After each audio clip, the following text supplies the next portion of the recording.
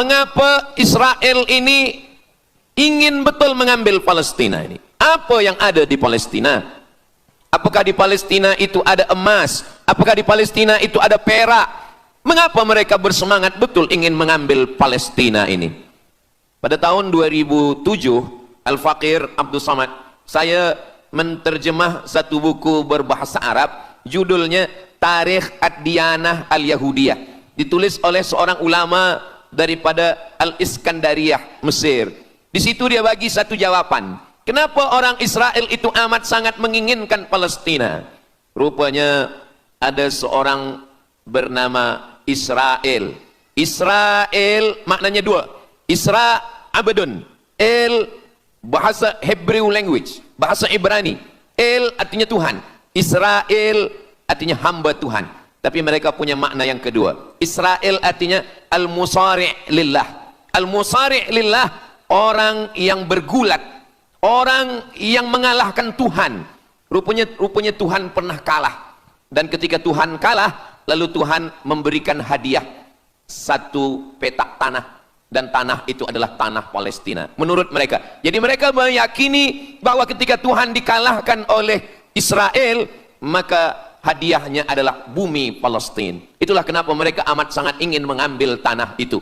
Tapi kita pula, Palestina bagi kita adalah hijrahnya Nabi Muhammad sallallahu alaihi wasallam yang dituliskan dalam Al-Qur'an. A'udzubillahi minasyaitonir rajim. Subhanalladzi asra bi'abdihi lailan minal masjidil haram ilal masjidil aqsa alladzi barakna haulah. Dulu semasa belajar di Al-Azhar ada satu subjek namanya Al-Milal wan Nihal. Al-Milal maknanya aliran-aliran keagamaan, wan Nihal agama-agama. Maka salah satu aliran itu disebut dengan Zion. Zion adalah nama satu bukit yang ada di Palestina. Lalu mereka mengambil nama ini sebagai satu gerakan dunia. Dalam bahasa Arabnya disebut dengan As-Sahyuniyah atau Zionis. Mereka ingin mengembalikan Yahudi ke Palestina. Apa yang membuat mereka ingin? Rupa-rupanya mereka meyakini bahwa mereka menunggu-nunggu seorang lelaki. Lelaki itu bernama Mesiah. Dalam bahasa mereka sebut dengan Mesiah. Dalam bahasa Arabnya adalah Al-Masih. Al-Masih diambil dari kata masaha. Masaha artinya disapu. Kita dalam wudhu ada menyapu. Idza qumtum ila shalah, kalau kamu ingin sembahyang, faghsilu wujuhakum, muka dibasuh. Wa aydiyakum ilal marafiq, tangan pun dibasuh hingga ke siku. Tapi kepala dengan telinga tidak dibasuh. Kepala dengan telinga disapu. Wamsahu biru'usikum, disapu. Jadi kenapa dia dikatakan Al-Masih? Kerana dua. Pertama, waktu lahirnya badannya disapu dengan minyak. Yang kedua, setelah dia besar, bila dia tengok orang lumpuh, dia sapu. Orang yang lumpuh boleh tegak berdiri. Bila nampak orang buta, dia sapu. Orang buta boleh menengok. Bila nampak orang mati, dia sapu. Dan orang mati pun boleh tegak berdiri. Dia tunjuk tanah, ya ard umbuti, wahai tanah tumbuh tanaman. Dia tunjuk langit, ya sama imtiri, turunkan hujan. Dia tunjuk orang mati, ya mayyit qum, orang mati tegak berdiri. Maka dia disebut dengan Al-Masih.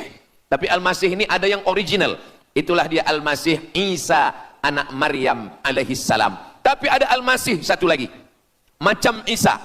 Orang Arab bila ada mangkuk, mereka sebut dengan wi'a. Kalau mangkuk ini emas, mereka katakan al-wi'a al-zahabi, mangkuk emas. Tapi kalau mangkuk ini dari perak, tapi dibalur dengan emas, mereka akan mengatakan al-wi'a al-mudajjal. Dia bukan emas, tapi dia nampak macam emas, maka dia namanya mudajjal.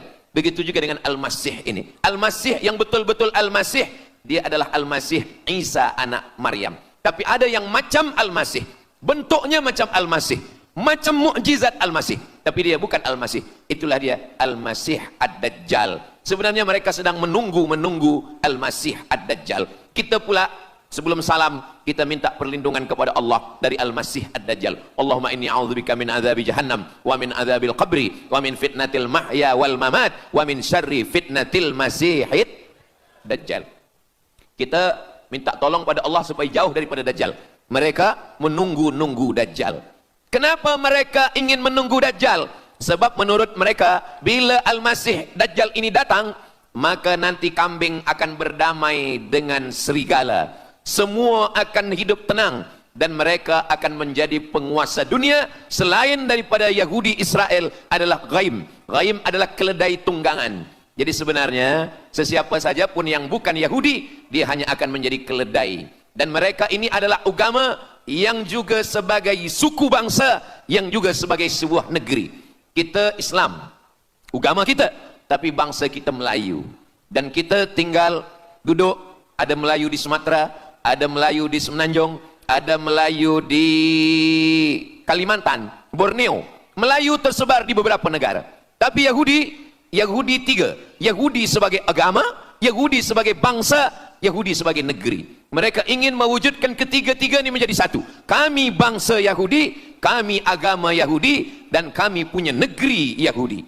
Itulah keinginan mereka. Maka mereka sedang menantikan raja mereka. Raja mereka adalah Al-Masih Ad-Dajjal. Dan Al-Masih Ad-Dajjal ini akan turun kalau syarat-syarat ini mereka penuhi. Kata Syekh Fargallah dalam subjek Al-Milal wan Nihal. Maka yang pertama diminta oleh Al-Masih Ad-Dajjal ini adalah semua Yahudi kembali kepada bumi Israel. Mereka mengatakan itu bumi punya dia dan semua akan kembali. Rupa-rupanya mereka tiada punya negeri. Sama macam nasib orang Kurdi. Kurdi ada di Turki, Kurdi ada di Irak, Kurdi ada di beberapa belahan bumi. Syekh Amin Al-Kurdi, mursyid tarekat Naqsabandiyah di Mesir, orang Kurdi, tapi duduk di Mesir. Syekh Muhammad Said Ramadan Al-Buti, orang Kurdi, tapi duduk di Suriah. Salahuddin Al-Ayyubi, orang Kurdi, tapi dia raja di Mesir. Mereka pun di seluruh dunia ada, tapi mereka tak ada punya negeri. Maka mereka ingin mengambil Palestina, mereka ingin kembali ke negeri yang menurut mereka inilah adalah hadiah daripada Tuhan, kerana Tuhan kalah bertarung dengan nenek moyang mereka bernama Israel menurut hikayat mereka. Yang ini semuanya adalah asatirul awalin, hanya dongeng-dongeng nenek moyang mereka zaman silam.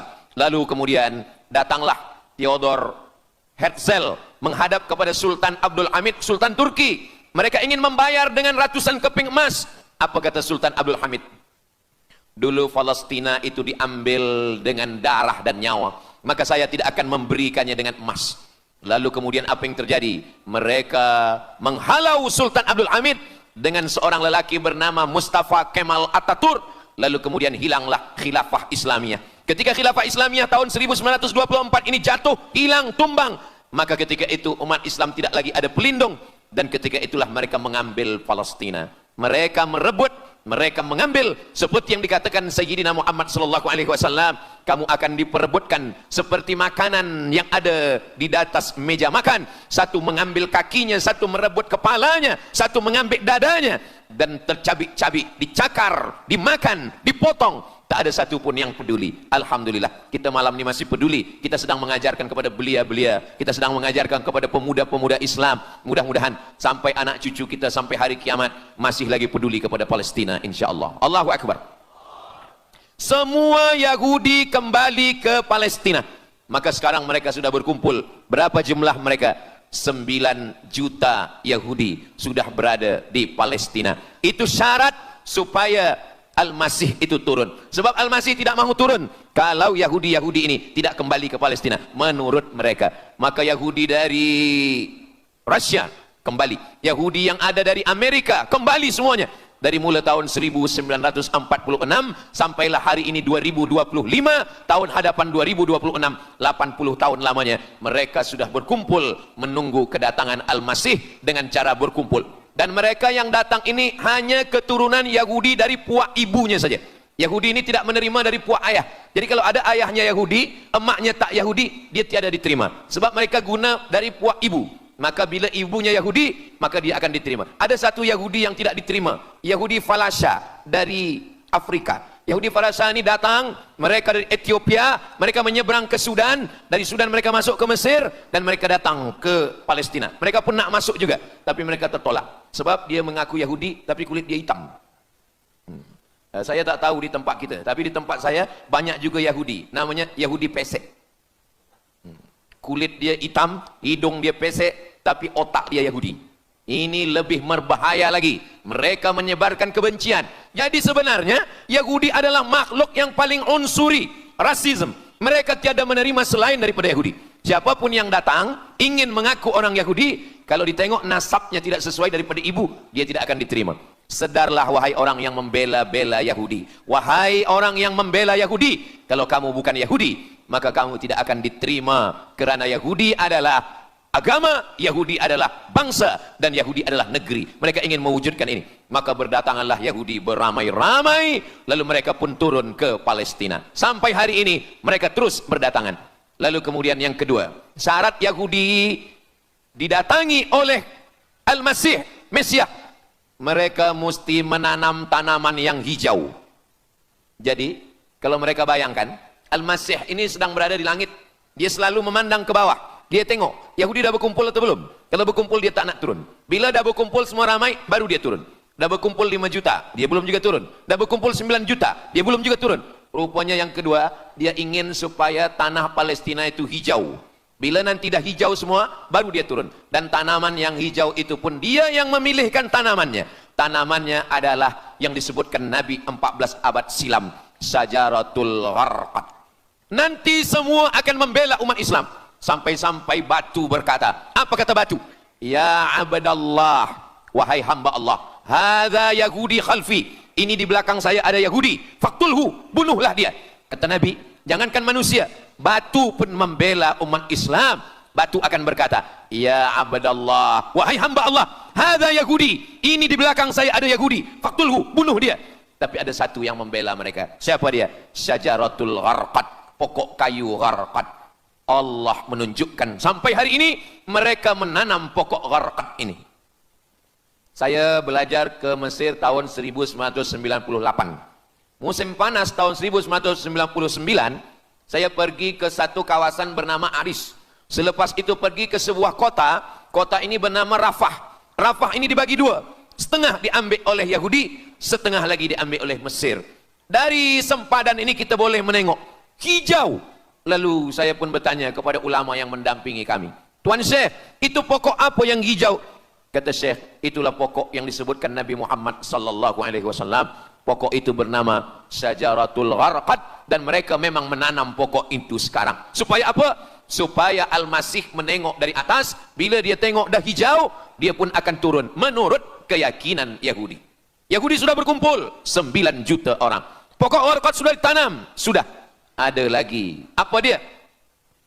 Mesti menghancurkan Babilonia. Babilonia adalah raja yang dulu menghancurkan kerajaan Yahudi. Nama rajanya Nebukadnezar. Nebukadnezar dari Babilonia menghancurkan kerajaan Yahudi. Maka Yahudi ini pendendam.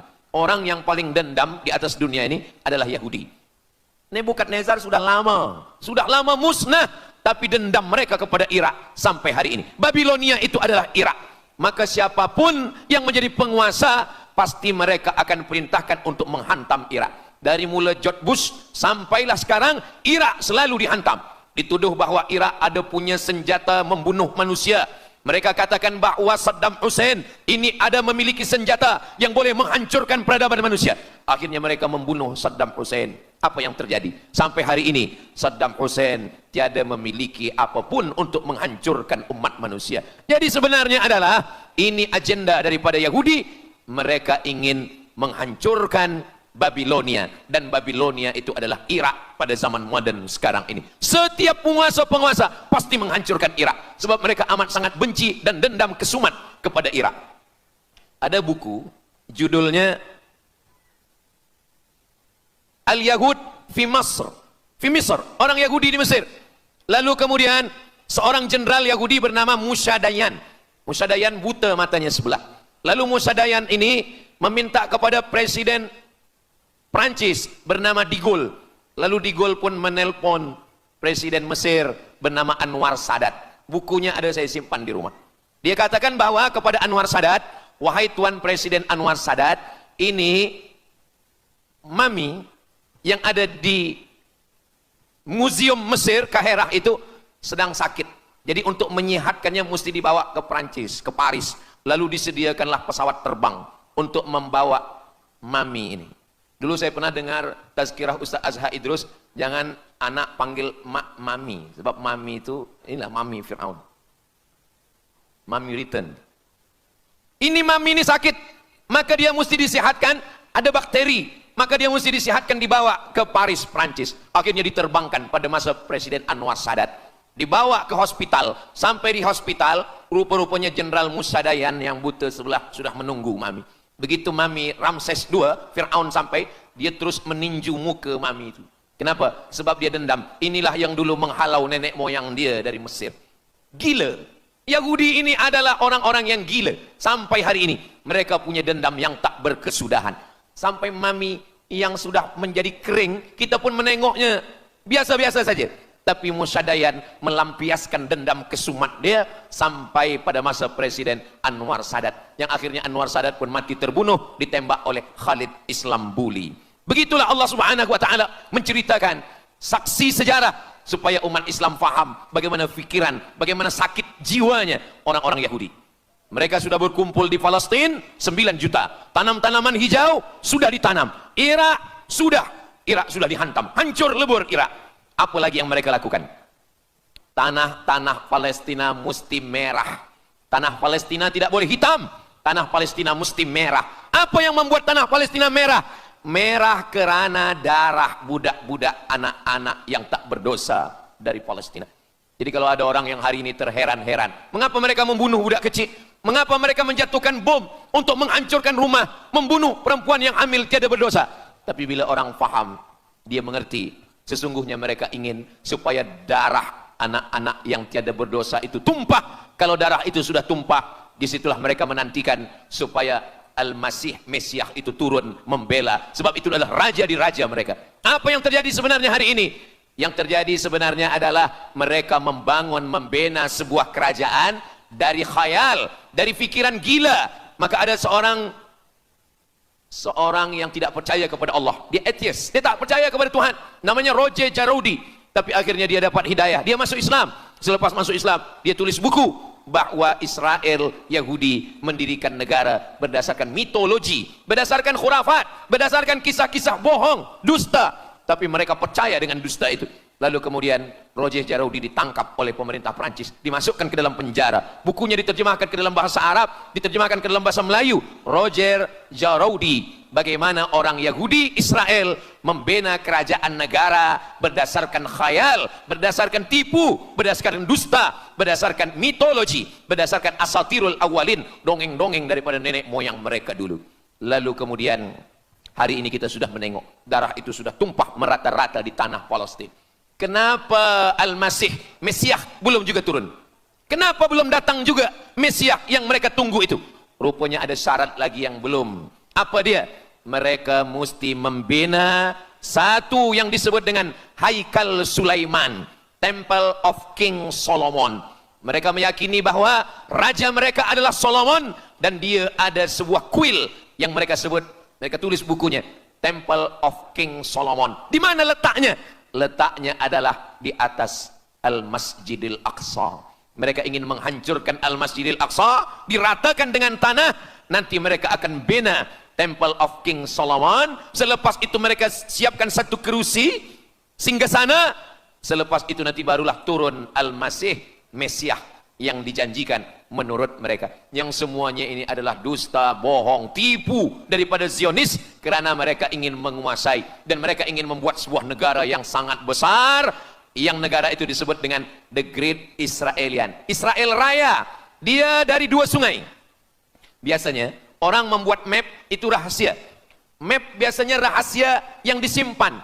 Tapi orang Yahudi Israel, mereka buatkan mapnya di dalam bendera mereka.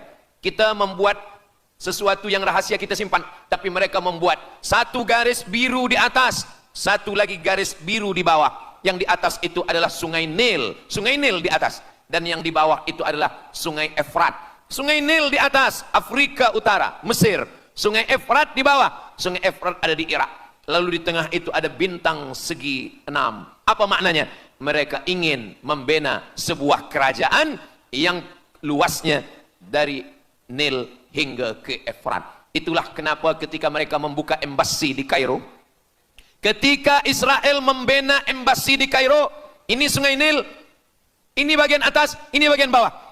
Kerajaan Mesir membagi embasi Israel tanah di bawah Sungai Nil. Mereka tidak mau. Mereka ingin membina embasi di atas Sungai Nil. Kenapa mereka tidak mau membina embasi di bawah Sungai Nil? Karena menurut mereka di bawah Sungai Nil adalah negeri kami. Orang membina embasi hanya di luar daripada kerajaannya. Jadi sebenarnya menurut pengakuan mereka, Mesir yang ada sekarang, semua yang ada di bawah Nil hingga ke Efrat Irak, itu adalah kerajaan mereka. Yang kalau mereka mewujudkan itu nanti, mereka akan menjadikan semua manusia ini sebagai keledai tunggangan. Alhamdulillah, itu disampaikan oleh Syekh Fargallah. Lalu kemudian kami membacanya, mempelajarinya, beliau bacakan di kelas, dan hari ini saya amat sangat bersenang hati. Tapi kita tetap susah hati dengan Palestina. Saya merasa senang hati sebab saya boleh menyampaikannya kepada para belia pemuda muslimin muslimat yang hadir malam ini. Macam mana suara saya, jelas tak jelas? Jelas. Yang saya sampaikan ini boleh faham? Alhamdulillah. Yang tak faham, nanti faham sendiri insyaAllah. Begitulah Allah Subhanahu wa ta'ala. Saya dulu pernah berjumpa dengan Syekh Muhammad Jibril. Lalu kemudian saya tanya Syekh Muhammad Jibril, Syekh, kenapa Allah membinasakan kaum Ad, kaum Samud, kaum Madian? Wa ila Samuda akhahum Salihah, wa ila Madiana akhahum Syuaiba, wa ila Adin akhahum Huda. Madian, Samud, Ad, semuanya musnah. Iram dzatil imad. Iram, hilang semuanya. Tapi kenapa Yahudi ini masih ada sekarang? Kenapa Allah tak musnahkan? Kata Syekh Muhammad Jibril, Allah Maha Kuasa untuk memusnahkan Yahudi, Israel. Senang saja bagi Allah. Innama amruhu idza arada syai'an ayyakula lahu kun fayakun. Yahudi Israel mati semua rata dengan tanah. Satu jeritan malaikat mati mereka semua. Allah goncangkan bumi, habis mereka ditelan bumi. Ya bunayya, wahai anakku, kalaulah Israel Yahudi ini mati, lalu kamu masuk surga dengan apa, kata dia. Sebenarnya Allah masih menyisakan Yahudi ini supaya kita berjuang. Sekarang ada umat Islam yang amat sangat lemah. Dia bukannya ikut berjuang, tapi melemahkan perjuangan orang. Bila ada umat Islam yang berkumpul beramai-ramai, solidariti tentang Palestina, dia berkata, katanya Allah Maha Kuasa, kenapa Allah tak binasakan? Dulu, arsalna alaihim tayran ababil, datang burung ababil, tarmihim bi'ijaratin min sijil. Mana ababil sekarang? Kenapa Allah tak kirimkan ababil? Saya pun pernah tanyakan ini kepada masyayikh, Syekh, kenapa Allah tak kirimkan ababil? Dulu ketika Abdul Muttalib memegang kunci Ka'bah, masa itu tak ada orang beriman. Abdul Muttalib bersendirian, lalu kemudian dia datang ke Ka'bah, dia letakkan kunci itu. Ya Allah, inna lihadzal baiti rabban yahmih. Saya sendiri seorang saja, saya tak sanggup untuk menolong Ka'bah. Inna lihadzal baiti rabban yahmih. Ka'bah ini ada pemiliknya, Ka'bah ini ada pelindungnya, Allah akan melindungi. Itulah mengapa Allah mengirimkan alam tara kaifa fa'ala rabbuka bi ashabil fil alam yaj'al kaidahum fi tadlil. Kenapa Allah kirimkan tayran ababil? Karena tidak ada orang beriman, hanya Abdul Muttalib sendiri. Tapi sekarang 2 miliar orang beriman yang bersyahadat asyhadu an la ilaha illallah wa asyhadu anna muhammadan rasulullah. Itulah kenapa Allah tidak mengirimkan tayran ababil. Itulah kenapa Allah tidak membuatkan goncangan. Itulah kenapa. Tapi sedikit banyak Allah mulai menurunkan pertolongannya. Kalau sudah datang pertolongan Allah Subhanahu wa taala, idza jaa nasrullah, kalau sudah datang pertolongan Allah, idza jaa nasrullah wal fath, kemenangan. Wa ra'aitan nasa yadkhuluna fi dinillahi afwaja. Insyaallah, alaysa subuhu biqarib. Subuh tak lama lagi. Pertolongan Allah pasti datang. Nasrum minallah wa fathun qarib. Hasbunallah wa ni'mal wakil. Ni'mal maula wa ni'man nasir. Wala haula wala quwata illa billahil aliyil azim. Kalau kita seorang cikgu, kalau kita seorang ulama, sampaikanlah kepada umat. Sebagai seorang ayah, sampaikan kepada anak. Sebagai seorang ahli keluarga, kita mesti ingatkan, buatkan baju dengan lambang, simbol, bendera penderitaan Palestina. Kalau kita menonton dengan keluarga di rumah, tontonkan bagaimana penderitaan anak-anak di Palestina. Saya di rumah ada gambar besar, gambar Palestina. Sehingga setiap kali tamu datang, kita bercerita, dia tanya, ini gambar apa nih Ustaz? Inilah gambar saudara kita yang sedang teraniaya di Palestina. Malam ini kita guna sorban, kita pakai sorban yang mengingatkan kita kepada Palestina. Apapun yang kita lakukan, jangan lupa menyampaikan khutbah Jumat, kunut nazilah, Allahumma ansuril Islam wal muslimina fi Palestina. Silahul mu'min, ad-du'a silahul mu'min. Kalau kita tiada senjata lagi, maka sesungguhnya doa man lam yahtam bi amril muslimin, siapa yang tak peduli kepada penderitaan saudaranya di Palestin, falaisa minhum, dia tidak diakui sebagai umat Nabi Muhammad sallallahu alaihi wasallam.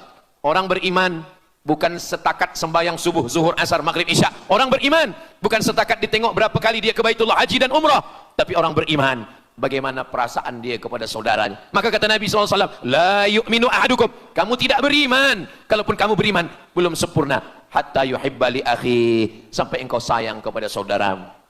Ma yuhibbu li nafsih, sayang kepada saudara seperti sayang pada diri sendiri. Kalau anak saudara kita di Palestina teraniaya, kita lebih teraniaya. Kalau pipi kita dicubit sakit, begitu juga dengan saudara kita di Palestina. Kita memang hidup pada zaman yang susah, yang payah. Beruntunglah datuk nenek moyang kita 100 tahun yang lampau, mereka selamat dari fitnah ini.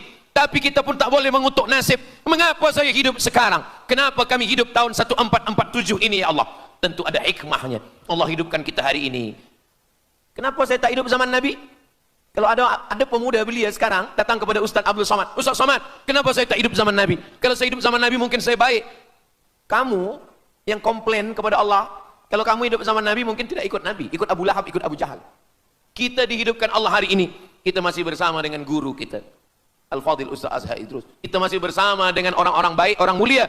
Alaikum bil jamaah. Kata Nabi SAW, man syadza syadza finnar, jangan bersendirian, sendirian masuk neraka. Kita mesti berjamaah. Alhamdulillah, yang ada kuasa dengan kuasanya, yang ada fatwa dengan fatwanya, yang ada ilmu dengan ilmunya. Bagi penuntut-penuntut, pelajar-pelajar, tonton, buat video, buat apapun yang boleh kita buat, share, gambar, semuanya itu ada tanggung jawab kita di hadapan Allah Subhanahu wa taala. Kullukum ra'in, setiap kamu pemimpin, hadap ke Baitul Maqdis 17 hingga 18 bulan. Sampai akhirnya pada bulan Sya'ban turun ayat, qad nara taqalluba wajhika fis sama', kami menengok wajah engkau menghadap ke arah langit. Fawalli wajhaka syatral masjidil haram, hadapkanlah wajahmu ke arah Masjidil Haram. Lalu Nabi pun menghadap ke arah Masjidil Haram. Selepas itu sahabat datang beramai-ramai menjumpai Nabi Muhammad SAW.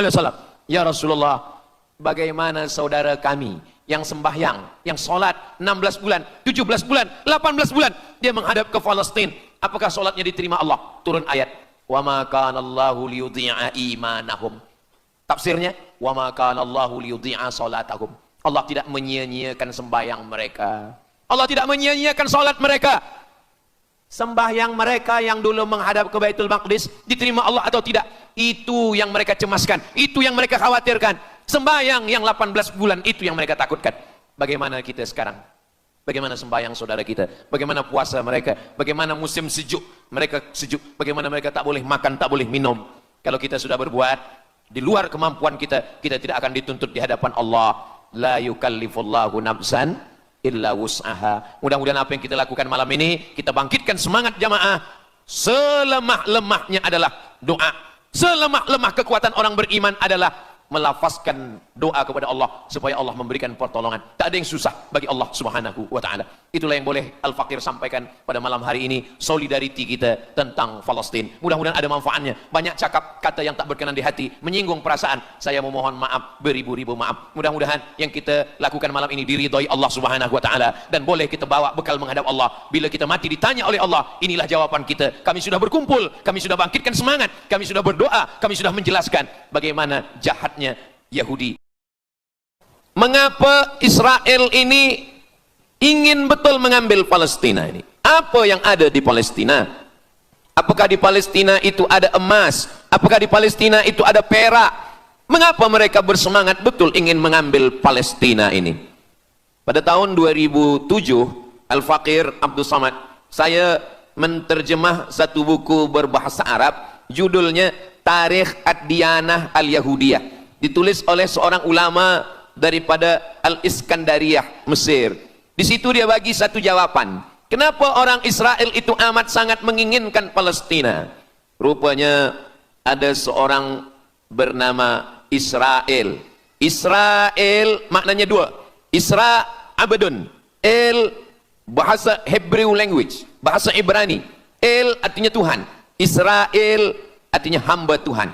Tapi mereka punya makna yang kedua. Israel artinya al-musari' lillah. Al-musari' lillah, orang yang bergulat, orang yang mengalahkan Tuhan. Rupanya Tuhan pernah kalah.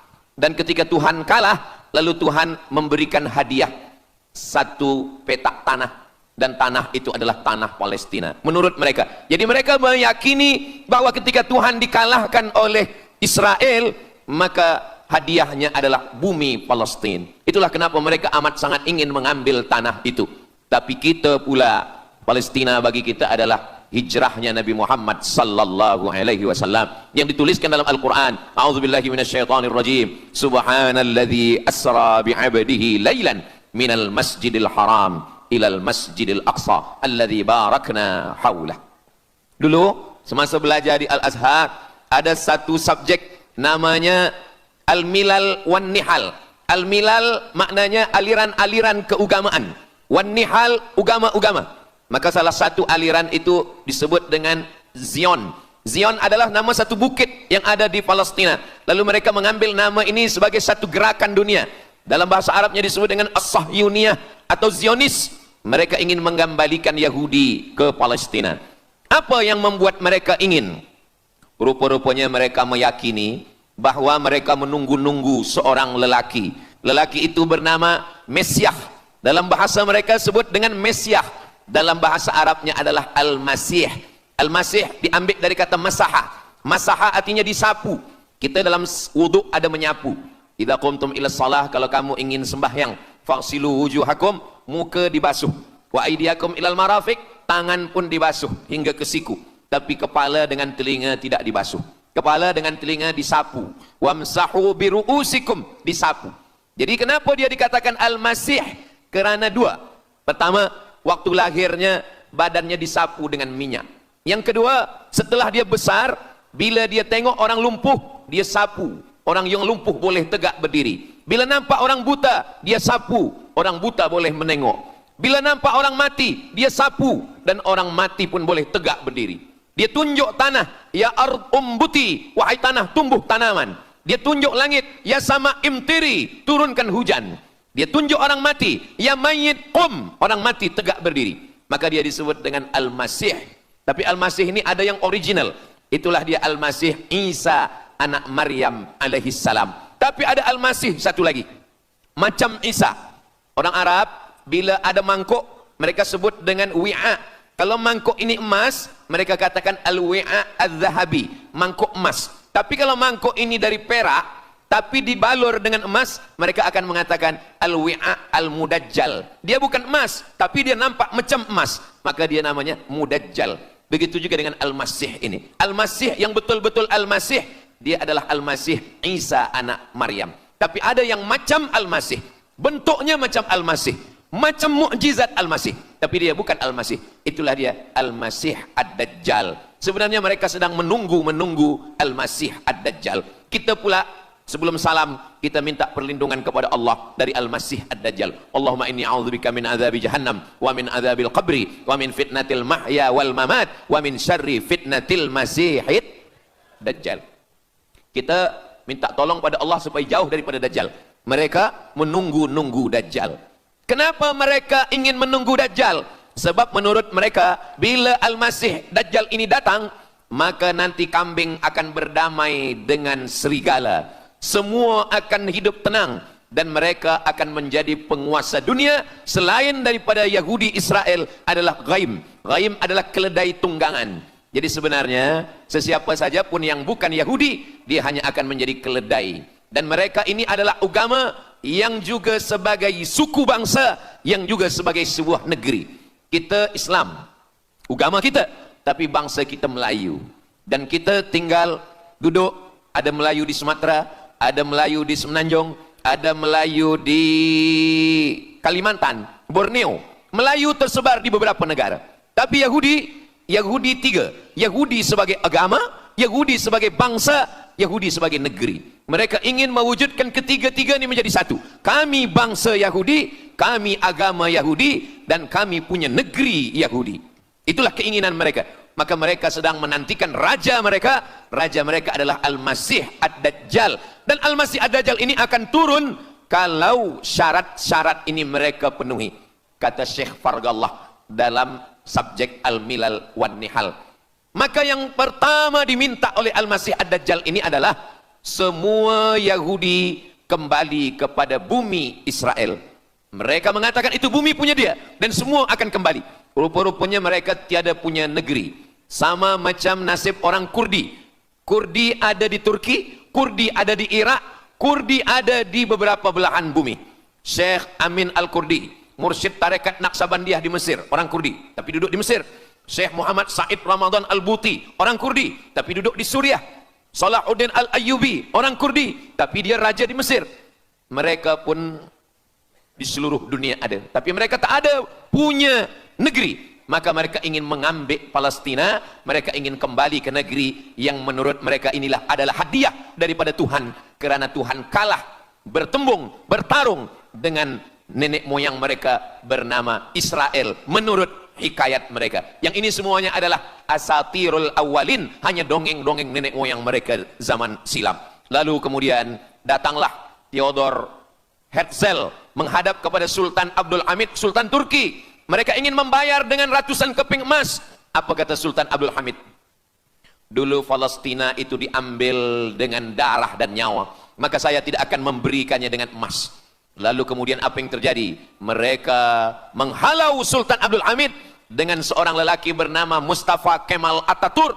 Lalu kemudian hilanglah khilafah Islamiyah. Ketika khilafah Islamiyah tahun 1924 ini jatuh, hilang, tumbang, maka ketika itu umat Islam tidak lagi ada pelindung.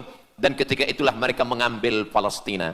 Mereka merebut, mereka mengambil, seperti yang dikatakan Sayyidina Muhammad sallallahu alaihi wasallam, kamu akan diperebutkan seperti makanan yang ada di atas meja makan. Satu mengambil kakinya, satu merebut kepalanya, satu mengambil dadanya, dan tercabik-cabik, dicakar, dimakan, dipotong. Tak ada satu pun yang peduli. Alhamdulillah, kita malam ini masih peduli. Kita sedang mengajarkan kepada belia-belia, kita sedang mengajarkan kepada pemuda-pemuda Islam. Mudah-mudahan sampai anak cucu kita sampai hari kiamat masih lagi peduli kepada Palestina, insya-Allah. Allahu Akbar. Semua Yahudi kembali ke Palestina. Maka sekarang mereka sudah berkumpul. Berapa jumlah mereka? 9 juta Yahudi sudah berada di Palestina. Itu syarat supaya Al-Masih itu turun. Sebab Al-Masih tidak mahu turun kalau Yahudi-Yahudi ini tidak kembali ke Palestina menurut mereka. Maka Yahudi dari Rusia kembali, Yahudi yang ada dari Amerika kembali semuanya. Dari mulai tahun 1946 sampailah hari ini 2025, tahun hadapan 2026, 80 tahun lamanya mereka sudah berkumpul menunggu kedatangan Al-Masih dengan cara berkumpul. Dan mereka yang datang ini hanya keturunan Yahudi dari puak ibunya saja.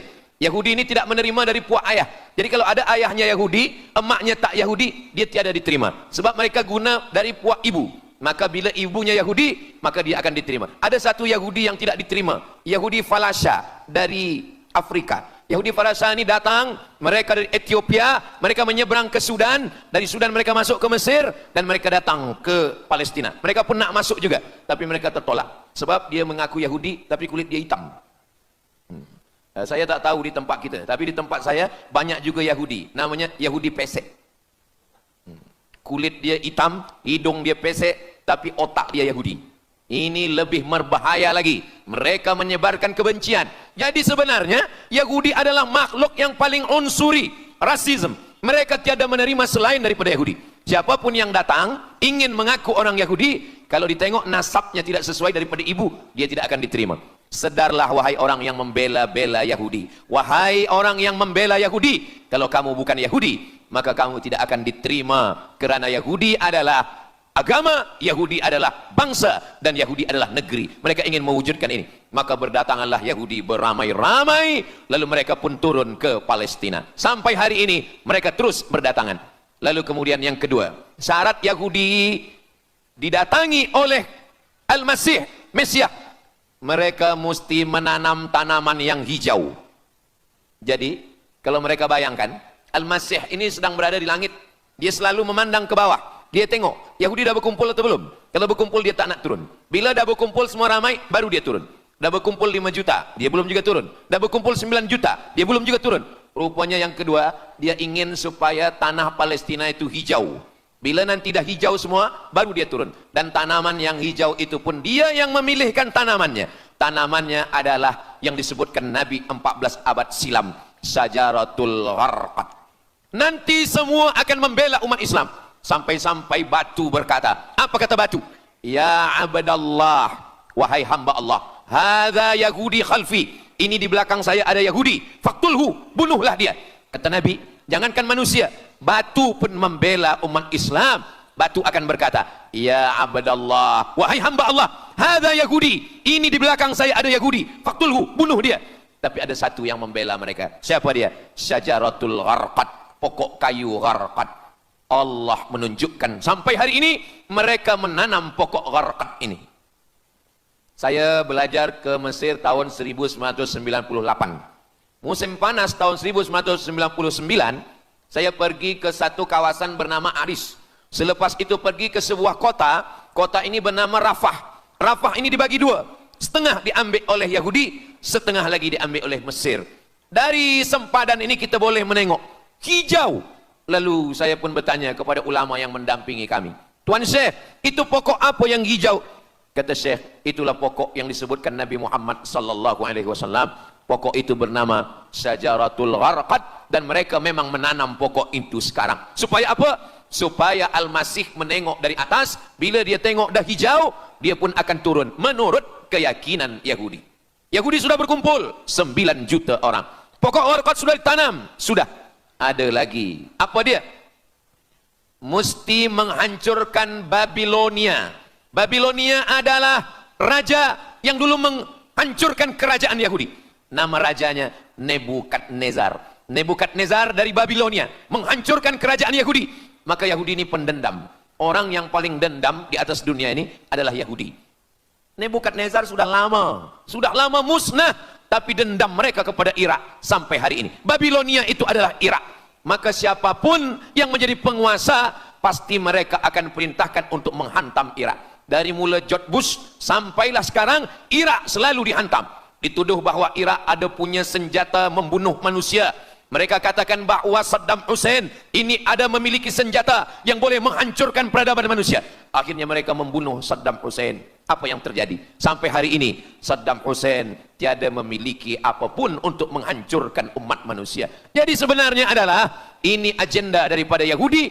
Mereka ingin menghancurkan Babilonia, dan Babilonia itu adalah Irak pada zaman modern sekarang ini. Setiap penguasa-penguasa pasti menghancurkan Irak, sebab mereka amat sangat benci dan dendam kesumat kepada Irak. Ada buku judulnya Al-Yahud fi Masr, fi Misr, orang Yahudi di Mesir. Lalu kemudian seorang jenderal Yahudi bernama Musa Dayan. Musa Dayan buta matanya sebelah. Lalu Musa Dayan ini meminta kepada Presiden Prancis bernama De Gaulle. Lalu De Gaulle pun menelpon Presiden Mesir bernama Anwar Sadat. Bukunya ada, saya simpan di rumah. Dia katakan bahwa kepada Anwar Sadat, wahai Tuan Presiden Anwar Sadat, ini mami yang ada di Museum Mesir Kaherah itu sedang sakit. Jadi untuk menyehatkannya mesti dibawa ke Prancis, ke Paris. Lalu disediakanlah pesawat terbang untuk membawa mami ini. Dulu saya pernah dengar tazkirah Ustaz Azhar Idrus, jangan anak panggil mak mami, sebab mami itu inilah mami Fir'aun. Mami return. Ini mami ini sakit, maka dia mesti disihatkan, ada bakteri, maka dia mesti disihatkan, dibawa ke Paris, Prancis. Akhirnya diterbangkan pada masa Presiden Anwar Sadat. Dibawa ke hospital, sampai di hospital, rupa-rupanya Jenderal Musa Dayan yang buta sebelah sudah menunggu mami. Begitu mami Ramses II, Fir'aun sampai, dia terus meninju muka mami itu. Kenapa? Sebab dia dendam. Inilah yang dulu menghalau nenek moyang dia dari Mesir. Gila. Yahudi ini adalah orang-orang yang gila. Sampai hari ini, mereka punya dendam yang tak berkesudahan. Sampai mami yang sudah menjadi kering, kita pun menengoknya biasa-biasa saja. Tapi Musa Dayan melampiaskan dendam kesumat dia sampai pada masa Presiden Anwar Sadat, yang akhirnya Anwar Sadat pun mati terbunuh ditembak oleh Khalid Islambuli. Begitulah Allah Subhanahu wa taala menceritakan saksi sejarah supaya umat Islam faham bagaimana pikiran, bagaimana sakit jiwanya orang-orang Yahudi. Mereka sudah berkumpul di Palestina 9 juta. Tanam-tanaman hijau sudah ditanam. Irak sudah dihantam, hancur lebur Irak. Apa lagi yang mereka lakukan? Tanah Palestina mesti merah. Tanah Palestina tidak boleh hitam. Tanah Palestina mesti merah. Apa yang membuat tanah Palestina merah? Merah karena darah budak-budak anak-anak yang tak berdosa dari Palestina. Jadi kalau ada orang yang hari ini terheran-heran, mengapa mereka membunuh budak kecil? Mengapa mereka menjatuhkan bom untuk menghancurkan rumah, membunuh perempuan yang hamil tiada berdosa? Tapi bila orang faham, dia mengerti, sesungguhnya mereka ingin supaya darah anak-anak yang tiada berdosa itu tumpah. Kalau darah itu sudah tumpah, disitulah mereka menantikan supaya Al-Masih, Mesiah itu turun membela. Sebab itu adalah raja di raja mereka. Apa yang terjadi sebenarnya hari ini? Yang terjadi sebenarnya adalah mereka membangun, membina sebuah kerajaan dari khayal, dari fikiran gila. Maka ada seorang yang tidak percaya kepada Allah. Dia atheist, dia tak percaya kepada Tuhan. Namanya Roger Jaroudi. Tapi akhirnya dia dapat hidayah. Dia masuk Islam. Selepas masuk Islam, dia tulis buku bahwa Israel, Yahudi mendirikan negara berdasarkan mitologi, berdasarkan khurafat, berdasarkan kisah-kisah bohong, dusta. Tapi mereka percaya dengan dusta itu. Lalu kemudian Roger Jaroudi ditangkap oleh pemerintah Prancis, dimasukkan ke dalam penjara. Bukunya diterjemahkan ke dalam bahasa Arab, diterjemahkan ke dalam bahasa Melayu. Roger Jaroudi, bagaimana orang Yahudi Israel membina kerajaan negara berdasarkan khayal, berdasarkan tipu, berdasarkan dusta, berdasarkan mitologi, berdasarkan asatirul awalin, dongeng-dongeng daripada nenek moyang mereka dulu. Lalu kemudian hari ini kita sudah menengok darah itu sudah tumpah merata-rata di tanah Palestina. Kenapa Al-Masih, Mesiah belum juga turun? Kenapa belum datang juga Mesiah yang mereka tunggu itu? Rupanya ada syarat lagi yang belum. Apa dia? Mereka mesti membina satu yang disebut dengan Haikal Sulaiman, Temple of King Solomon. Mereka meyakini bahwa raja mereka adalah Solomon, dan dia ada sebuah kuil yang mereka sebut, mereka tulis bukunya, Temple of King Solomon. Di mana letaknya? Letaknya adalah di atas Al-Masjidil Aqsa. Mereka ingin menghancurkan Al-Masjidil Aqsa, diratakan dengan tanah. Nanti mereka akan bina Temple of King Solomon. Selepas itu mereka siapkan satu kerusi singgasana. Selepas itu nanti barulah turun Al-Masih, Mesiah yang dijanjikan menurut mereka. Yang semuanya ini adalah dusta, bohong, tipu daripada Zionis, kerana mereka ingin menguasai dan mereka ingin membuat sebuah negara yang sangat besar, yang negara itu disebut dengan The Great Israelian, Israel Raya. Dia dari dua sungai. Biasanya orang membuat map itu rahasia. Map biasanya rahasia yang disimpan, tapi orang Yahudi Israel mereka buatkan mapnya di dalam bendera mereka. Kita membuat sesuatu yang rahasia kita simpan, tapi mereka membuat satu garis biru di atas, satu lagi garis biru di bawah. Yang di atas itu adalah Sungai Nil di atas, dan yang di bawah itu adalah Sungai Efrat. Sungai Nil di atas, Afrika Utara, Mesir. Sungai Efrat di bawah, Sungai Efrat ada di Irak. Lalu di tengah itu ada bintang segi 6. Apa maknanya? Mereka ingin membina sebuah kerajaan yang luasnya dari Nil hingga ke Efrat. Itulah kenapa ketika mereka membuka embasi di Kairo, ketika Israel membina embasi di Kairo, ini Sungai Nil, ini bagian atas, ini bagian bawah. Kerajaan Mesir membagi embasi Israel tanah di bawah Sungai Nil. Mereka tidak mau. Mereka ingin membina embasi di atas Sungai Nil. Kenapa mereka tidak mau membina embasi di bawah Sungai Nil? Karena menurut mereka di bawah Sungai Nil adalah negeri kami. Orang membina embasi hanya di luar daripada kerajaannya. Jadi sebenarnya menurut pengakuan mereka, Mesir yang ada sekarang, semua yang ada di bawah Nil hingga ke Efrat Irak, itu adalah kerajaan mereka. Yang kalau mereka mewujudkan itu nanti, mereka akan menjadikan semua manusia ini sebagai keledai tunggangan. Alhamdulillah, itu disampaikan oleh Syekh Fargallah. Lalu kemudian kami membacanya, mempelajarinya, beliau bacakan di kelas, dan hari ini saya amat sangat bersenang hati. Tapi kita tetap susah hati dengan Palestina. Saya merasa senang hati sebab saya boleh menyampaikannya kepada para belia pemuda muslimin muslimat yang hadir malam ini. Macam mana suara saya, jelas tak jelas? Jelas. Yang saya sampaikan ini boleh faham? Alhamdulillah. Yang tak faham, nanti faham sendiri insyaAllah. Begitulah Allah Subhanahu wa ta'ala. Saya dulu pernah berjumpa dengan Syekh Muhammad Jibril. Lalu kemudian saya tanya Syekh Muhammad Jibril, Syekh, Kenapa Allah membinasakan kaum Ad, kaum Samud, kaum Madian? Wa ila Samud akhahum Salihah, wa ila Madian akhahum Syuaiba, wa ila Adin akhahum Huda. Madian, Samud, Ad, semuanya musnah. Iram dzatil imad. Iram, hilang semuanya. Tapi kenapa Yahudi ini masih ada sekarang? Kenapa Allah tak musnahkan? Kata Syekh Muhammad Jibril, Allah Maha Kuasa untuk memusnahkan Yahudi, Israel. Senang saja bagi Allah. Innama amruhu idza arada syai'an ayyakula lahu kun fayakun. Yahudi Israel mati semua rata dengan tanah. Satu jeritan malaikat mati mereka semua. Allah goncangkan bumi, habis mereka ditelan bumi. Ya bunayya, wahai anakku, kalaulah Israel Yahudi ini mati, lalu kamu masuk surga dengan apa, kata dia. Sebenarnya Allah masih menyisakan Yahudi ini supaya kita berjuang. Sekarang ada umat Islam yang amat sangat lemah. Dia bukannya ikut berjuang, tapi melemahkan perjuangan orang. Bila ada umat Islam yang berkumpul beramai-ramai, solidariti tentang Palestin, dia berkata, katanya Allah Maha Kuasa, kenapa Allah tak binasakan? Dulu, arsalna alaihim tayran ababil, datang burung ababil, tarmihim bi'ijaratin min sijil. Mana ababil sekarang? Kenapa Allah tak kirimkan ababil? Saya pun pernah tanyakan ini kepada masyayikh. Syekh, kenapa Allah tak kirimkan ababil? Dulu, ketika Abdul Muttalib memegang kunci Ka'bah, masa itu tak ada orang beriman. Abdul Muttalib bersendirian. Lalu kemudian dia datang ke Ka'bah. Dia letakkan kunci itu. Ya Allah, inna li hadzal baiti rabban yahmih. Saya sendiri seorang saja. Saya tak sanggup untuk menolong Ka'bah. Inna li hadzal baiti rabban yahmih. Ka'bah ini ada pemiliknya. Ka'bah ini ada pelindungnya. Allah akan melindungi. Itulah mengapa Allah mengirimkan alam tara kaifa fa'ala rabbuka bi ashabil fil alam yaj'al kaidahum fi tadlil. Kenapa Allah kirimkan tayran ababil?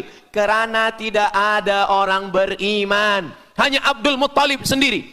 Tapi sekarang 2 miliar orang beriman yang bersyahadat asyhadu an la ilaha illallah wa asyhadu anna muhammadan rasulullah. Itulah kenapa Allah tidak mengirimkan tayran ababil. Itulah kenapa Allah tidak membuatkan goncangan. Itulah kenapa. Tapi sedikit banyak Allah mulai menurunkan pertolongannya. Kalau sudah datang pertolongan Allah Subhanahu wa taala, idza jaa nasrullah, kalau sudah datang pertolongan Allah, idza jaa nasrullah wal fath, kemenangan. Wa ra'aitan nasa yadkhuluna fi dinillahi afwaja. Insyaallah, alaysa subuhu biqarib. Subuh tak lama lagi. Pertolongan Allah pasti datang. Nasrum minallah wa fathun qarib. Hasbunallah wa ni'mal wakil. Ni'mal maula wa ni'man nasir. Wala haula wala quwata illa billahil aliyil azim. Kalau kita seorang cikgu, kalau kita seorang ulama, sampaikanlah kepada umat. Sebagai seorang ayah, sampaikan kepada anak.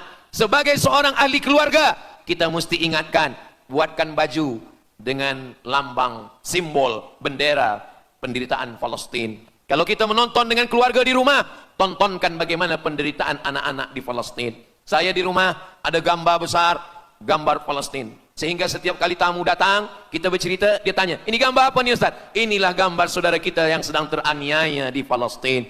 Malam ini kita guna sorban, kita pakai sorban yang mengingatkan kita kepada Palestin. Apapun yang kita lakukan, jangan lupa menyampaikan khutbah Jumat, kunut nazilah, Allahumma ansuril Islam wal muslimina fi Palestin.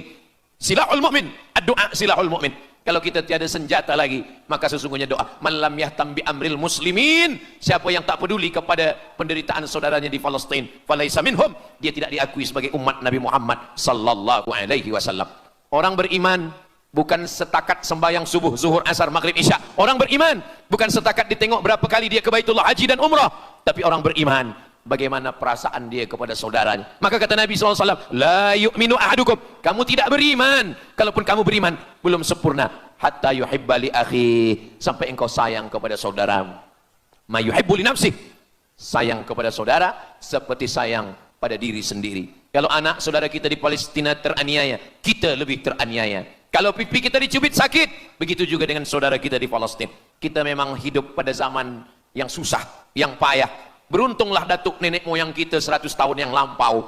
Mereka selamat dari fitnah ini. Tapi kita pun tak boleh mengutuk nasib. Mengapa saya hidup sekarang? Kenapa kami hidup tahun 1447 ini ya Allah? Tentu ada hikmahnya. Allah hidupkan kita hari ini. Kenapa saya tak hidup zaman Nabi? Kalau ada pemuda belia sekarang datang kepada Ustaz Abdul Somad. Ustaz Somad, kenapa saya tak hidup zaman Nabi? Kalau saya hidup zaman Nabi mungkin saya baik. Kamu yang komplain kepada Allah, Kalau kamu hidup bersama Nabi mungkin tidak ikut Nabi, ikut Abu Lahab, ikut Abu Jahal. Kita dihidupkan Allah hari ini, kita masih bersama dengan guru kita, Al-Fadhil Ustaz Azhar Idrus. Kita masih bersama dengan orang-orang baik, orang mulia. Alaikum bil jamaah. Kata Nabi SAW, man syadza finnar. Jangan bersendirian. Sendirian masuk neraka. Kita mesti berjamaah. Alhamdulillah. Yang ada kuasa dengan kuasanya. Yang ada fatwa dengan fatwanya. Yang ada ilmu dengan ilmunya. Bagi penuntut-penuntut, pelajar-pelajar, tonton. Buat video. Buat apapun yang boleh kita buat. Share, gambar, semuanya. Itu ada tanggung jawab kita di hadapan Allah Subhanahu wa taala. Kullukum ra'in, setiap kamu pemimpin, hadap ke Baitul Maqdis 17 hingga 18 bulan. Sampai akhirnya pada bulan Sya'ban turun ayat, qad nara taqalluba wajhika fis sama', kami menengok wajah engkau menghadap ke arah langit. Fawalli wajhaka syatral Masjidil Haram. Hadapkanlah wajahmu ke arah Masjidil Haram. Lalu Nabi pun menghadap ke arah Masjidil Haram. Selepas itu sahabat datang beramai-ramai menjumpai Nabi Muhammad sallallahu alaihi wasallam. Ya Rasulullah, bagaimana saudara kami yang sembahyang, yang sholat 16 bulan, 17 bulan, 18 bulan, dia menghadap ke Palestina. Apakah sholatnya diterima Allah? Turun ayat, wa ma kana Allahu liyudhi'a imanahum. Tafsirnya, wa ma kana Allahu liyudhi'a sholatahum. Allah tidak menyia-nyiakan sembahyang mereka. Allah tidak menyia-nyiakan sholat mereka. Sembahyang mereka yang dulu menghadap ke Baitul Maqdis diterima Allah atau tidak? Itu yang mereka cemaskan, itu yang mereka khawatirkan. Sembahyang yang 18 bulan itu yang mereka takutkan. Bagaimana kita sekarang? Bagaimana sembahyang saudara kita? Bagaimana puasa mereka? Bagaimana musim sejuk? Mereka sejuk. Bagaimana mereka tak boleh makan, tak boleh minum? Kalau kita sudah berbuat di luar kemampuan kita, kita tidak akan dituntut di hadapan Allah. La yukallifullahu nafsan illa wus'aha. Mudah-mudahan apa yang kita lakukan malam ini, kita bangkitkan semangat jamaah. Selemah-lemahnya adalah doa.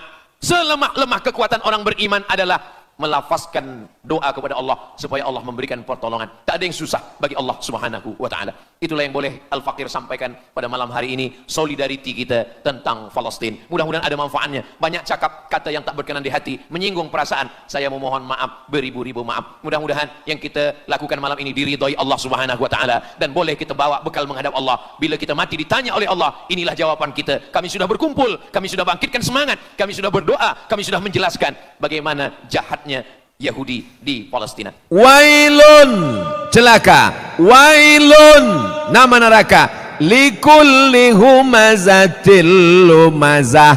Celakalah orang yang suka mengejek-ejek. Kenapa tiba-tiba ayat ini yang Ustadz pilih? Saya udah diejek orang berapa hari ini. Itulah ayat yang saya pilih. Daripada saya mencaci maki di internet, bagus saya bawa ke pengajian.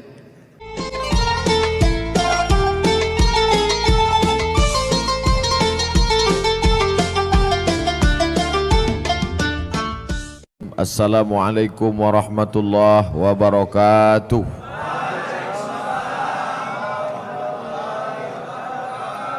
Sama-sama kita bersyukur kepada Allah karena malam ini kita diberikan nikmat istiqamah iman dan Islam dengan mengucapkan Alhamdulillahi Rabbil Alamin. Berselawat kepada Rasulullah dengan mengucapkan Allahumma salli ala Sayyidina Muhammad wa ala ali Sayyidina Muhammad. Saya sampaikan materi ini lebih kurang 1 jam 60 menit. Setelah itu saya akan menjawab pertanyaan-pertanyaan yang ditulis di kertas. Mudah-mudahan Allah menjadikan pertemuan kita malam ini menjadi nilai amal soleh. Amin ya rabbal alamin. Hadir bersama kita malam ini Al-Mukarram Al-Ustadz Haji Darwin Hasibuan SPDI Qori Internasional. Kemudian para alim ulama, tuan-tuan guru, ustadz-ustadz tak dapat saya sebutkan satu persatu. Ketua beserta seluruh pengurus masjid, yang besar tak dihimbau gelar, yang kecil tak disebut nama. InsyaAllah kita semuanya mendapatkan pahala jihad fi sabilillah. Amin ya rabbal alamin. Bagi yang di luar mohon maaf, tak usah tengok ke dalam ini, tengok aja layar-layar. Tak ada layar, tengoklah ke sini sikit-sikit. Kami rasanya dari dalam ini menengok keluar macam menengok akuarium.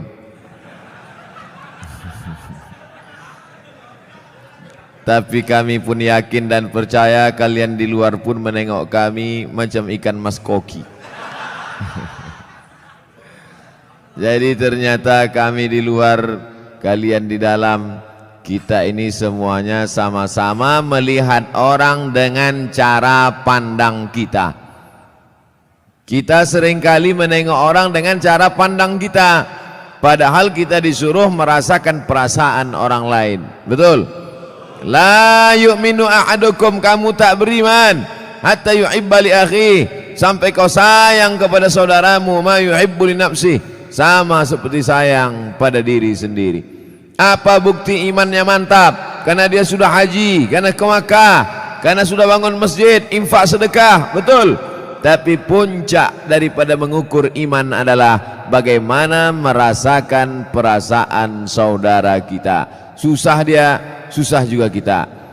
Puncak iman adalah ketika tapak kaki orang tertusuk duri, sakit tapak kaki kita. Nah, itu baru sampai pada puncak iman. Puncak iman adalah ketika sakit anak orang, ikut kita merasakan seolah-olah itu anak kita. Nah, itu baru sampai pada puncak iman. Banyak orang menganggap anak orang anak dia, tak masalah. Yang jadi masalah bini orang bini dia, itu masalah. Baik, malam ini kita akan membaca satu surah dalam Al-Quran yang selalu dibaca imam saat sholat.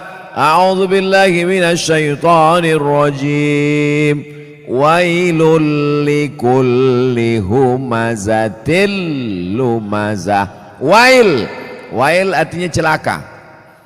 Yang selama ini suka mengejek orang, mencaci maki orang, celaka. Arobahlah, wail. Wail artinya celaka. Makanya Allah Ta'ala menyebut beberapa orang celaka dalam Quran.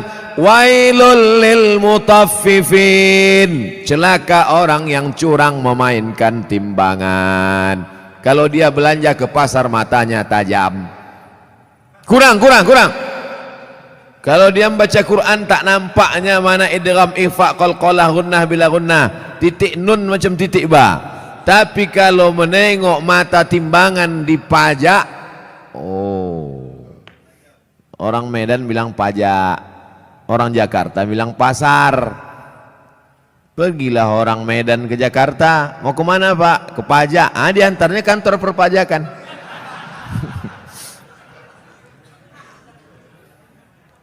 Wailul lil mutaffifin, celaka orang yang main-main timbangan. Hati-hati tukang timbang pokok sawit, tukang timbang buah sawit. Asal ditimbang 50 kilo, tandan besar 50 kilo, tandan kecil 50 kilo. Kenapa begini? Rupanya memang udah di setel timbangan tuh, mau besar mau kecil 50 kilo. Ada gunanya sembahyang, puasa, sholatmu melayang karena zalim memainkan timbangan. Tak ada gunanya pengajian malam ini. Bukti pengajian malam ini berhasil bukan karena layarnya banyak di luar, bukan. Bukti pengajian malam ini berhasil apa? Besok pagi yang berjualan berdagang di pasar, luruskan balik timbangan. Siap? Tak semuanya siap kata dia. Tengok besoklah Pak Ustaz. Ditimbang di pasar, betul. Dibawa ke rumah, rupanya 7 on setengah. 1/4 kilo hilang. 5 orang belanja, 1 kilo 2 on setengah sudah kau makan harta orang dengan cara batil. Patutlah pagi petang siang malam berdoa, doamu tak dikabulkan Allah Subhanahu wa taala. Kenapa? Makan haram. Ustaz nyinggung pedagang aja, singgunglah PNS. Payah kita nyurus akte kelahiran nanti. Maksudnya yang PNS masuk, yang lain-lain masuk juga. Rasakan aja lah sendiri. Jangan mentang-mentang ku bilang timbangan hanya pedagang saja yang kena. Betul? Nah, wailul lil musallin. Kita baru membahas masalah wail. Ayat yang kita bahas wailul likulli humazatil lumazah, tapi digunakan kata wailul lil mutaffifin, celaka orang yang main timbangan. Wailul lil musallin, celaka orang yang sholat celaka. Itu maka banyak orang tak sholat sekarang. Kau kenapa tak sholat? Fawailul lil musallin, celaka orang yang sholat. Orang dulu kalau tak sholat aja. Orang sekarang ini sudah tak sholat pakai dalil pula. Hebat orang sekarang nih. Otak-otak sungsang semua. Kau kenapa tak sholat? Kenapa tak sembahyang? Fawailul lil musallin. Celaka orang yang sholat. Na'udzubillah. Itulah kadang berbunyi HP orang, kita sangka HP orang, rupanya HP kita. Udah mau marah saya tadi. Kenapa masuk masjid hidup HP? Siapa yang hidup HP? Rupanya HP kita. La ilaha illallah Muhammad Rasulullah. Fawailul lil HP. Celakalah orang yang HP-nya menyala. Fawailul lil musallin. Celaka orang yang salat. Wailul lil mutaffifin. Celaka orang yang curang timbangan. Wailul likulli humazatil lumazah. Celaka. Makna pertama wail, celaka. Makna yang kedua wail, neraka. Ada satu neraka namanya neraka wail. Dua-dua ini apakah dibenturkan maknanya? Tidak. Yang mengatakan celaka orang yang main timbangan, celaka orang yang sholat karena tak khusyuk main-main pikirannya, celaka orang wailul likulli humazatil lumazah. Betul maknanya, tak salah. Yang mengatakan neraka wail bagi orang yang curang timbangan, neraka wail bagi orang yang sholat tapi pikirannya tak khusyuk, neraka wail likulli humazatil lumazah, juga tak salah. Jadi kalau begitu makna wail dua. Yang pertama celaka, yang kedua artinya nama neraka. Oh, neraka itu ada nama-namanya Pak Ustaz? Ada nama neraka itu sakor. Masalakakum fi sakor. Mengapa kalian masuk neraka sakor? Apa kata penghuninya? Lam naku minal musallin. Kami tak solat. Walam naku nut'imul miskin. Kami tak mengasih makan orang miskin. Jadi namanya pun macam-macam. Banyak pertanyaan. Wailun, celaka. Wailun, nama neraka. Likulli humazatil lumazah. Celakalah orang yang suka mengejek-ejek. Kenapa tiba-tiba ayat ini yang Ustaz pilih? Saya udah diejek orang berapa hari ini. Itulah ayat yang saya pilih. Daripada saya mencaci maki di internet, bagus saya bawa ke pengajian. Wailul likulli humazatil lumazah. Celaka orang yang suka mengejek. Celaka neraka wail bagi mereka yang suka. Likulli, semuanya, tak ada terkecuali. Humazah, lumazah. Apa beda humazah dengan lumazah? Humazah mengejek dengan mulut. Lumazah mengejek dengan perbuatan. Begitu dalam kitab tafsir. Humazah bil lisan, lumazah bil fi'li, dengan perbuatan. Jadi kalau ada orang ngejek pakai WhatsApp, humazah apa lumazah? Instagram, Twitter, BBM dipakai lumazah. Hebatnya Al-Quran, dibedakannya antara lisan dengan perbuatan anggota badan. Wailul likulli humazatil lumazah. Celaka dan nerakalah bagi orang yang mengolok mengejek orang lain dengan lisan lidah maupun dengan tangan anggota badan. Ada orang mulutnya diam tapi perbuatannya luar biasa. Ada orang tak buat apa-apa tapi lidahnya luar biasa. Ada orang mulutnya diam, tangannya tak berbuat, no action, hatinya saja. Yang hati dimaafkan Allah selama tidak diperturutkan. La yukallifullahu nafsan illa. Kenapa orang mengejek? Karena tidak klarifikasi. Kenapa orang mengejek? Karena tidak tabayyun. In ja'akum fasiqum binaba'in. Kalau datang orang membawa berita, fatabayyanu, klarifikasi. Alhamdulillah masalah ini sudah saya klarifikasi. Bapak Ibu sudah tengok klarifikasinya? Belilah paket.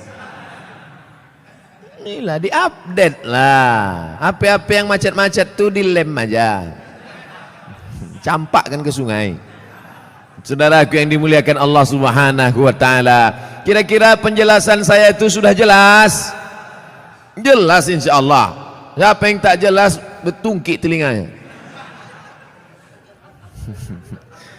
Nanti yang mengupload nih di internet, kalian buatlah terjemah di situ. Tungki adalah telinga benanah.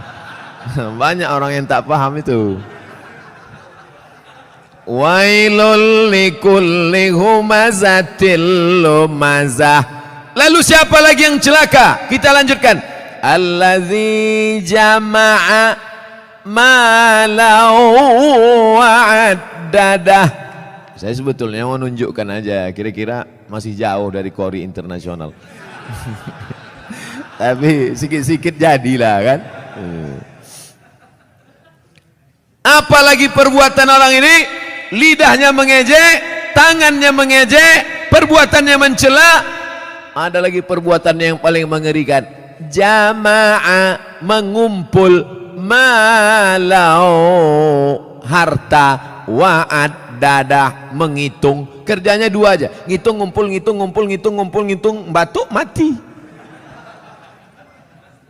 Yang ada di otaknya duit, duit, duit, duit. Sampai sembahyang zuhur pun 5 rakaat. Allahu Akbar. At-tahiyatul barakatuh. Berapa harga karet sekarang? Mana? Ini lautan. Allazi jama'a malau wa'addada. Ngumpul ngitung, ngumpul ngitung, ngumpul ngitung. Ada kenikmatan sendiri menghitung-hitung harta itu. Tanah di sana sekian hektar, yang di sini hektar. Tahu kau tanah yang itu luasnya? Tahu. Punya siapa? Punya orang. Na'udzubillah. Tapi saya yakin jamaah masjid Darul Haq, dar rumah, hak benar. Darul Haq, rumah kebenaran. Di sini rumah kebenaran. Lain dari sini salah. Siapa yang mau cari kebenaran datang ke Darul Haq, betul? Lain nama masjid nih. Ada masjid-masjid lain tuh, masjid apa? Masjid Al-Ikhlas. Masjid apa? Masjid At-Taqwa. Ini mantap, bukan nama sembarang nama. Udah sampai itu aja. Dilarang tidur di ruang utama. Oh, karena di sini pakai AC. Patutlah banyak tidur di sini. Ini menunjukkan jamaah masjid Darul Haq ini orangnya jamaah malau, suka mengumpulkan harta, tapi bukan wa'ad dadah, bukan sekedar kumpul hitung, kumpul kira, mengumpulkan harta dan rajin bersedekah. Kenapa Ustaz tiba-tiba ingat sedekah? Ku tengok orang sedang membagi-bagi kotak. Kotak. Ku sangka kue kotak besar kali. Rupanya kotak infak. Kalian masukkanlah ke dalam. Di dalam ini pakai AC, tentu lebih mahal. Mak, tepuk tangan orang tua. Begitu rupanya orang sakit hati.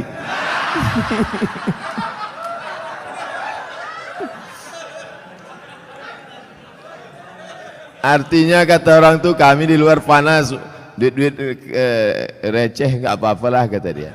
Tak apa-apa, kalian sedekah pakai duit kerincing pun masuk surga insyaallah. Cuman agak lama lah sikit. Dikumpul harta, pergi pagi pulang petang, masuk ruko keluar toko, dikumpul duit, kumpul, mati. Bisa dibawa mati? Tak bisa. Bapak yang malam ini di dompetnya ada 500.000, masuk ke kotak ini 100.000, yang dibawa mati yang 100-nya apa yang 400? Yang dibawa mati yang 100.000-nya apa yang 400? Yang 100. Sekarang saya mau tanya, yang mau dibawa mati yang banyak apa yang sedikit? Masukkan yang banyak tuh. Begitu cara menjebak jamaah nih. Disimpan. Bapak Ibu, kalau ada tetangga kawan jamaah Masjid Darul Haq yang pelit, bin kikir, bin bakhil, bin medit, bin kedekut. Panggillah dia. Ada satu ayat kata Ustaz Somad untuk kau, sengaja diturunkan Allah untuk kau aja. Hebat itu. Aku tak datang pula kemarin di Masjid Darul Haq itu. Apa nama ayatnya? Ini dia. Jama'a malau wa'addadah. Mengumpul harta dan menghitung, ngumpul-ngitung mati. Lama hidup banyak dirasa, jauh berjalan banyak ditengok, lama pengajian banyak jumpa orang-orang kaya yang pelit. Akhirnya kemana Pak Haji Pulan kemarin yang pelit minta ampun tuh? Mati Pak Ustad. Rumahnya yang 2 lantai itu kemana? Udah dijual Pak Ustad. Bininya udah diambil berondong. Makanya kalau ada yang kalian pelit-pelit, tak ada saya suruh. Saya orangnya ceramah tak suka nyuruh-nyuruh orang. Tak pernah saya suruh, bersedekahlah, bersedekah. Tak ada pernah saya suruh. Mau sedekah silakan. Yang tak sedekah, ya tak apa-apa. Tapi tengoklah. Tak ada khusus suruh. Tengoklah bini kalian diambil orang nanti. Hah? Tukar mic. Kaya jamaahnya. Saya udah ceramah 30 menit. Rupanya di sini asal 30 menit ganti mikrofon.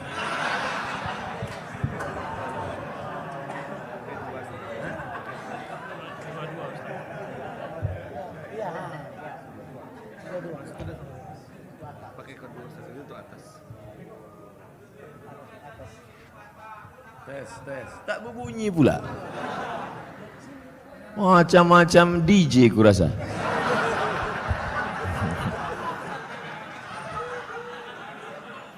Itulah kita tak boleh menyepelekan tempat dan lokasi. Tadi saya menengok, wah ini masuk hutan nih. Tapi rupanya masjidnya pakai AC. Mikrofonnya mantap. Maukah Bapak Ibu memaafkan silap salah dosa saya? Tak mau, tak apa-apa. Saudaraku yang dimuliakan Allah Subhanahu wa taala, jama'a malau wa'addadah, mengumpulkan harta, menghitung, dikumpul, dihitung sampai akhirnya mati. Mana yang dibawa mati? Bisa mobil bawa mati? Siapa bilang mobil tak bisa bawa mati? Bapak yang punya mobil 2 mau dibawa 1 mati bisa. Bawa mobil carry itu ke Masjid Darul Haq, buat di situ ambulan membawa jenazah gratis. Siapa yang mau naik mobil itu syaratnya 1, mati. Kira-kira bisa tak mobil itu dibawa mati? Bisa. Meninggal bapak, pahalanya mengalir. Ini dipajang mobil sampai 2-3, tinggal rumah. Bisa rumah dibawa mati. Koslet ini hampir kesetrum bibir saya.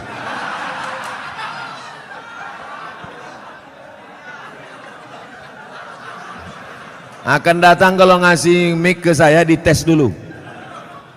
Sakitnya tak seberapa, malunya. Sempat terjungkang awak viral di situ kan.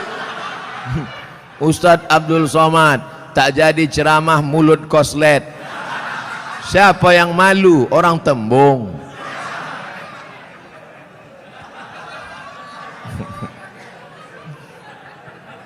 Bapak Ibu yang dimuliakan Allah Subhanahu wa taala, apa yang bisa dibawa mati? Rumah dibangun besar, tinggal. Tapi kau bangun rumah biasa, yang satu kau buat rumah wakaf untuk tahfiz Al-Quran. Setuju? Yang bilang setuju itu yang punya rumah untuk buat tahfiz Quran. Yang bilang setuju belum ada, mudah-mudahan jadi doa. Itulah yang menolong di hadapan Allah Subhanahu wa taala. Yang lain tinggal. Harimau mati meninggalkan belang, gajah mati meninggalkan gading, manusia mati meninggalkan utang. Oleh sebab itu saya yakin dan percaya jamaah Masjid Darul Haq ini adalah orang-orang yang rajin berinfak dan bersedekah. Sehingga kalau sholat di sini saya yakin tenang. Kenapa tenang sholat di sini? Karpetnya tebal. Asli punya masjid nih kan?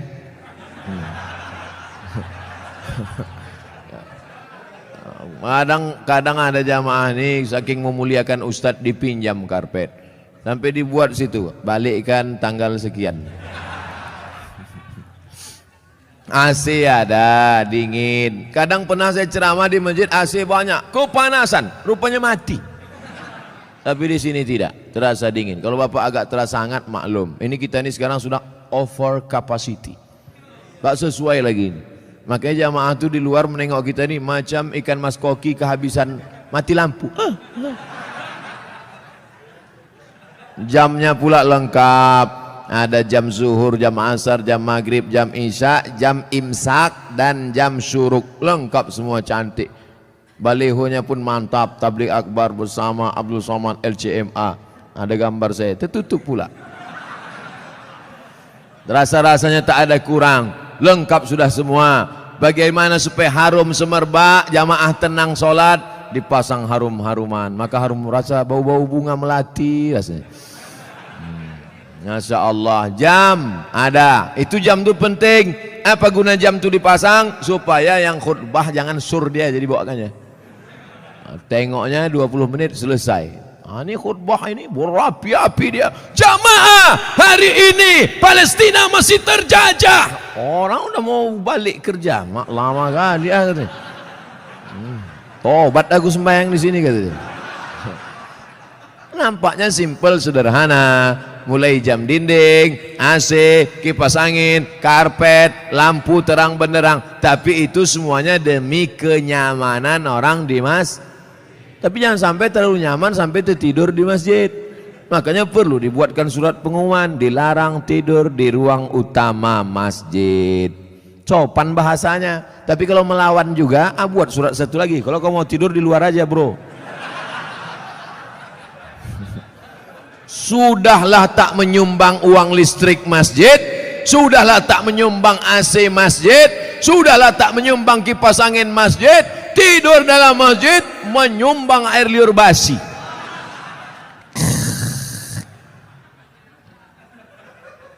Haram. Kenapa? Karena mengganggu. Imatatul adza anit tariq, perbuatan amal yang paling ringan, membuang yang mengganggu dari tepi jalan. Selalu diterjemahkan dalam hadis membuang duri dari tepi jalan. Imatatul adza, adza bukan duri, sesuatu yang mengganggu di tepi jalan. Kalau membuang yang mengganggu di tepi jalan berpahala, bagaimana dengan orang membuat yang mengganggu di dalam masjid? Bukan jalan, di karpet masjid, di tempat orang sujud, di situlah air liur sambal belacan tumpah. Allahu Akbar. Imam khusyuk, makmum busuk.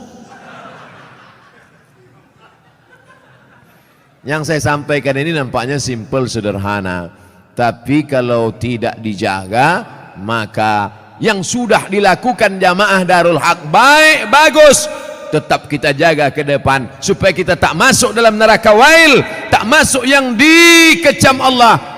Jama'a malau wa'addadah. Terus ayat apa lagi?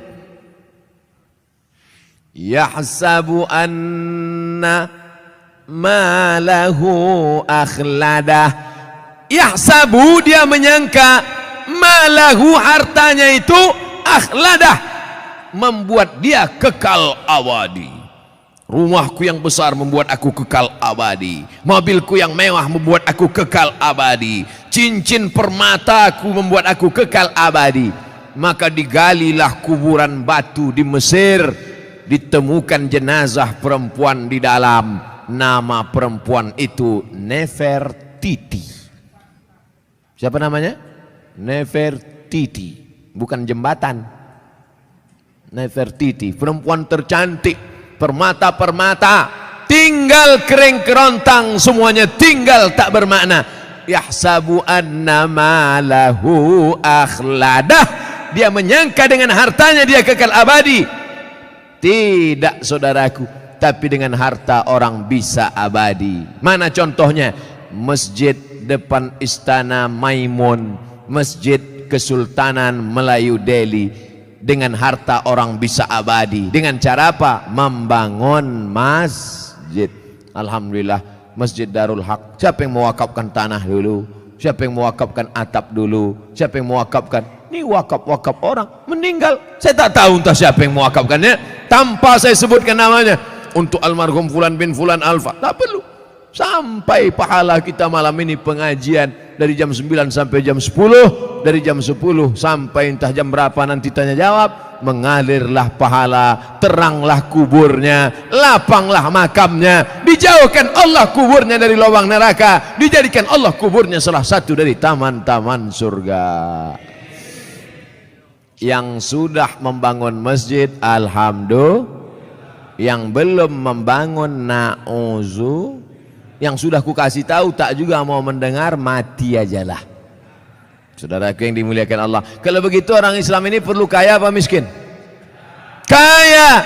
Man bana masjidan, siapa yang bangun masjid, banallah mislahu baitan fil jannah. Yang bangun masjid, dibangunkan satu istana dalam surga. Kalau mau kekal abadi, bangun masjid. Kalau mau kekal abadi, bangun masjid. Sayang sama emak, buat masjid nama emak. Sayang sama suami, jangan buat nama suami. Nanti meninggal dia, mau kawin sekali lagi.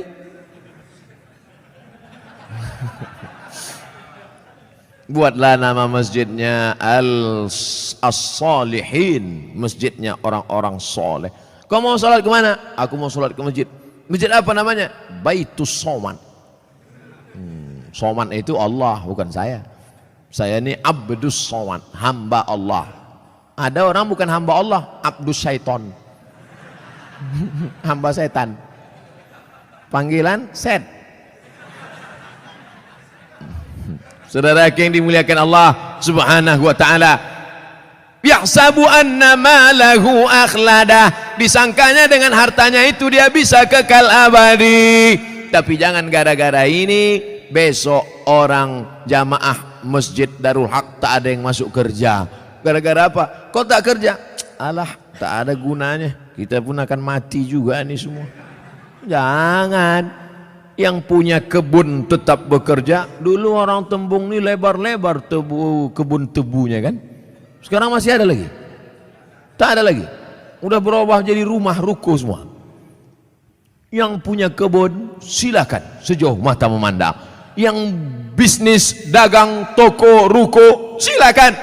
Tapi jangan masuk dalam jama'ah malahu wa'addadah. Jangan masuk dalam yahsabu anna malahu akhladah. Tapi dalam golongan apa? Yang membuatkan rumah kos gratis untuk anak-anak yang merantau dari daerah Sumatera Utara, kaya tapi duit tak ada, buatkan rumah kos gratis. Oh, berdatanganlah orang, kami mau gratis pak, syarat dan ketentuan berlaku. Apa syaratnya? IP 3,9 dan 4 saja. IP saya 4, mesti cantik, gatal. Saudara yang dimuliakan Allah Subhanahu wa taala, banyak anak-anak kita di kampung cerdas, IQ-nya tinggi, tapi karena tak ada duit tak bisa sekolah. Berapa sekarang kos di Medan? Yang paling murah kos di Medan berapa? Gope 500.000, itu pun triplek dinding. Nyamuknya tak banyak, 1 ekor, kawannya banyak. Tapi begitu kita sediakan gratis, Masya Allah. Saya kuliah di Al-Azhar dari tahun 1998, pulang 2002. Berapa tahun itu? 4 tahun. 98 pulang 2002. Kuliah gratis, asrama gratis, makan gratis, tiket gratis, disediakan pula lagi setiap bulan beasiswa. Dari mana itu? Wakaf orang Mesir. Kalau orang Saudi Arabia berwakaf maklum, orang Saudi Arabia kaya-kaya, digali tanah mau mencari air, keluar gas. Digali tanah mau mencari air, keluar minyak. Tapi Mesir biasa saja. Semangat mereka berinfak, berwakaf, bersedekah luar biasa. Dari kesederhanaan. Kalau ada orang kaya bersedekah, biasa. tapi orang yang sederhana bisa mampu bersedekah, itu baru luar biasa. Kalau bapak-bapak ibu itu biasa di luar.